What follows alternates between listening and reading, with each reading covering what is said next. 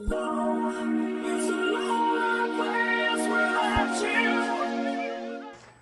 hi. I'm gonna start this off with saying I'm doing this with my shirt off because usually when I do these, I put my shirt on no matter how hot it is. But I just can't do it today because if I think I would wear a shirt, it will cling to my body and it might go inside. So I'm not sexy or anything, and I might be fat or something. I don't care really. I am doing this with my shirt off, and you're just gonna have to accept it because I'm not gonna put a shirt on right now because I just can't. So anyway, this is about my second day of my time in Wilmington with Christian. And the day started out nice. We got up kind of early. I slept in. Everyone else was awake, and I heard them, and I kept trying to sleep. But then I got up, and Mike and Jay were seeing what we were supposed to look at two places, and they were seeing where they were, and they were kind of like, "Oh, it's in the ghetto." And Christian's like, "Whatever," you know, because Christian lived in a ghetto in Virginia, so he didn't care. So Mike has to go to work as usual, and Jay decided to drive us to this condo we were going to look at. So we're driving. We're going down Marketplace Street, I guess, or Marketplace Road, or whatever. It's Marketplace something. We're driving, and I look over in this car by me, to my right, and there's this guy drinking a beer from a beer can. He's a passenger, not the driver, at like 9:45 in the morning. I was like, what are you doing? It's 9:45 in the morning. Do you really need to get drunk at 9:45 in the morning on a Saturday? Maybe he was trying to chase the dog that bit him. I don't know. Whatever. So we're going, and we finally arrive at this road where this apartment complex is. Now, our real estate person we were meeting was Kelly. Kelly's cute. Like, okay, I guess maybe perhaps we're a little bit shallow that way, but we had to make sure she was cute. So when Christian's like, oh, I think I'm working with this real estate woman, I checked her email and I had a picture in it. And I'm like, oh my god, she's so cute. She was cute. She's this cute little blonde woman.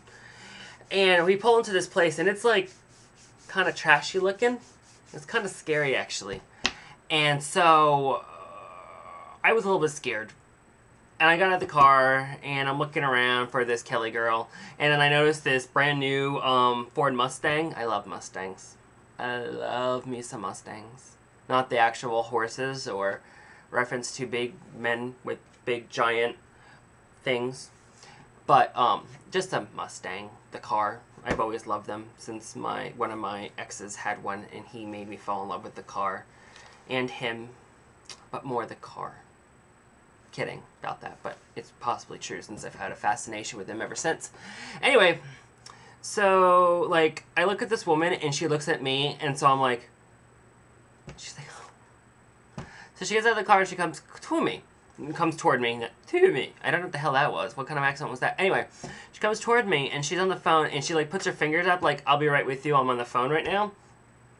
So then she says, and I quote, which is, it becomes important later, so remember this part. Remember it. Anyway, she says, and I quote, yes, it's the green file on the right. No, on the right. It's the green file on the right. So she gets the phone, and she shakes my hand, we go upstairs.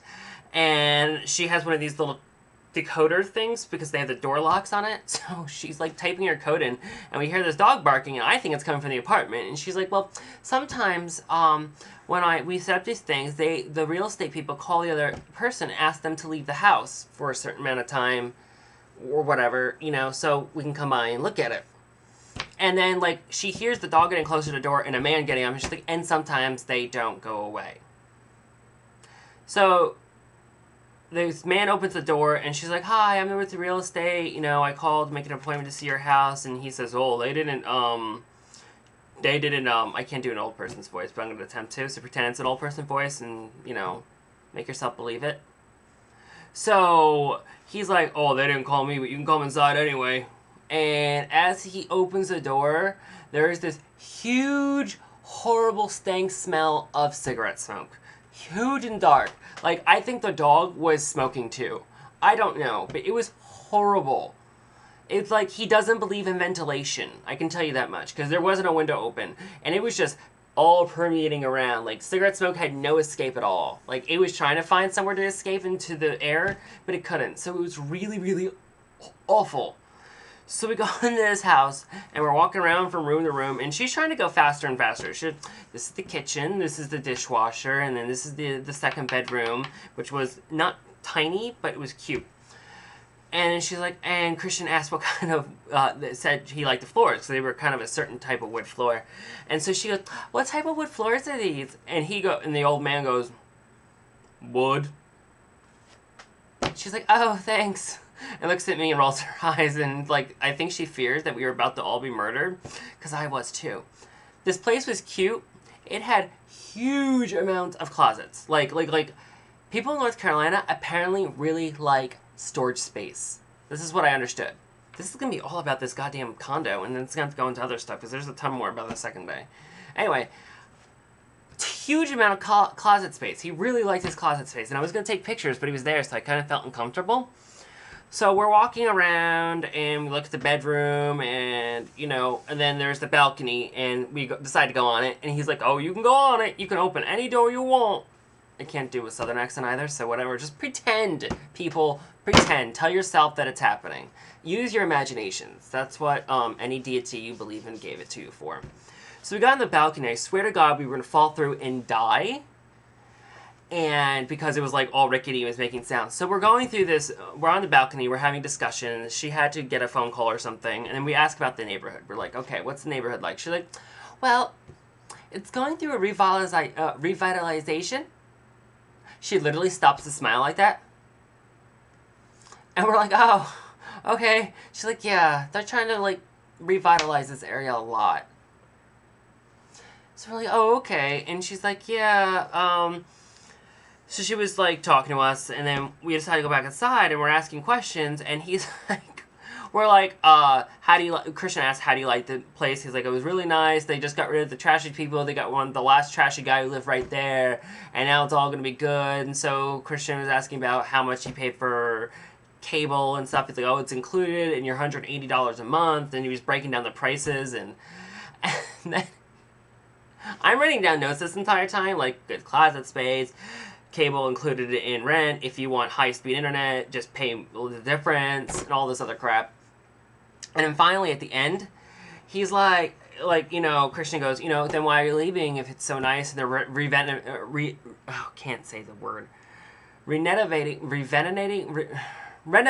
everything. Don't laugh at me. Don't judge me. You don't call my cell phone. You know, if you did call my cell phone, I probably wouldn't answer.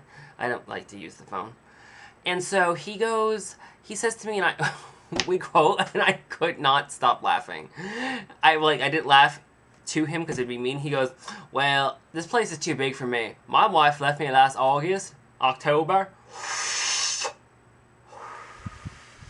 So yeah, I need a smaller space because my wife left me. So here I am writing notes, and I don't know if I have the notes anymore. No, I don't. And I literally write down, great place to live thanks to Lonely Old Man. He was so lonely. I felt bad for him, but he had like Fox News playing in the background, and he's smoking his cigarettes and playing his solitaire. And you know, he was playing solitaire. He was playing it, yeah. So this is going to have to be 2 parts because there's more what happened when we went outside, and it's already running 8 minutes, but I'll run till 9 minutes and I'll stop it, and I'll start part 2 after that. So, yeah, that's what happened our first day there. And, well, that's what happened in the condo. So we're all left, and then we go downstairs, and there's more, like, things that happen through our entire day.